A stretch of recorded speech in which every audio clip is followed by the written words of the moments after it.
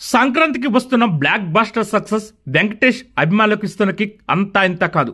40-50 కాదు, వారం తిరగకుండానే ఏకంగా 100 కోట్ల షేరు సాధించడం చూసి ఉక్కిరి బిక్కిరైపోతున్నారు. ఈ సందర్భంగానే సరిగ్గా 25 క్రితం జరిగిన పండగ క్లాష్ ని గుర్తు చేసుకుంటున్నారు. 2000 సంవత్సరంలో జనవరి 7వ తారీఖున మెగాస్టార్ చిరంజీవి అన్నయ్య సినిమా రిలీజ్ అయింది.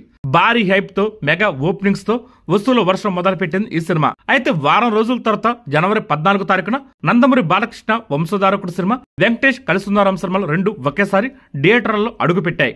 అప్పుడు జరిగింది ఒక అద్భుతం. ఊహించిన స్థాయిలో కలిసుందారాం సినిమా ఊరువాడ ఏకం చేసి రికార్డులు బద్దలు కొట్టింది. కుటుంబాలు తండోపతండాలుగా సినిమాలకు వచ్చేస్తాయి. దెబ్బకు అన్నయ్య సినిమా బాగా నెమ్మదించగా వంశధారకుడు సినిమా ఫ్లాప్ టాక్ తో పుంజుకునే అవకాశం లేకుండా పోయింది. 17 కేంద్రాల్లో కలిసుందారాం సినిమా సిల్వర్ జూబ్లీ ఆటం సరికొత్త మైలురాయి. అలాగే దానికన్నా ముందు 76 సెంటర్లో 100 రోజులు జరుపుకుంది కలిసుందారాం సినిమా. అన్నయ్య సినిమా కూడా బాగానే ఆడింది, కానీ వెంకటేష్ సినిమాని క్రాస్ చేయలేకపోయింది. ఒక్కరోజు గ్యాప్ తో జనవరి 15వ తారీఖున దాసరి నారాయణరావు సమ్మక్క సారక సినిమా సైతం చాలా క్రేజీతో వచ్చింది. కానీ కలిసుందారాం సినిమా హావా ముందు అది నిలబడలేకపోయింది. అలాగే ఇప్పుడు వర్తమానానికి వస్తే ముందు గేమ్ చేంజర్ సినిమా వచ్చింది.